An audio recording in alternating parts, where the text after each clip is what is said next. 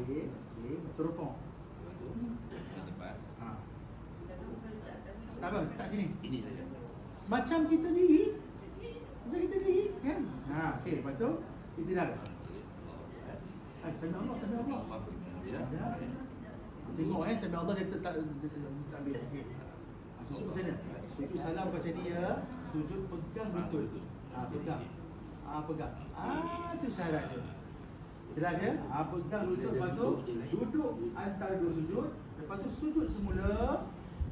Lepas tu Tegak. macam tu. Betul tak? Ya? Betul tak? Dah ikut. Ya, itulah pilihan kita ada. Yes. Kita boleh duduk di katil, kaki di bawah, dengan kaki lurus di sini. Sebenarnya sama je. Kaki lurus bawah boleh, macam ni boleh. Sebenarnya Kita tidak ada pilihan yang lebih selesa kaki di bawah. Sebenarnya mana yang lebih selesa? Mana yang selesa? Inilah. Sebab dia dah bersandar. Tu saya kata, mana yang lebih baik? Ikut kepada yang tidak melanggar rukun, dan juga yang pertama mengikut kepada keselesaan pesakit. Dulu tak ada ni, sekarang dah ada ni.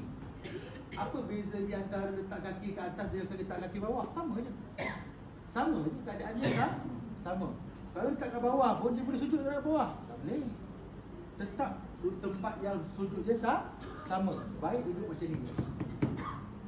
Baik duduk seperti ini saja. Soalan saya, okey, boleh tak Ustaz kalau saya duduk macam tu, macam tadi yang tuan kata, duduk sini? Boleh, dengan syarat kita ketahui kiblat sebelah mana. Jika kita ketahui kiblat sebelah sana, maka okey, Rahman ada sana. Duduk. Duduk. Yes. Cuba solat dengan sini. Ya. Okey, tidak. Sambil Allah.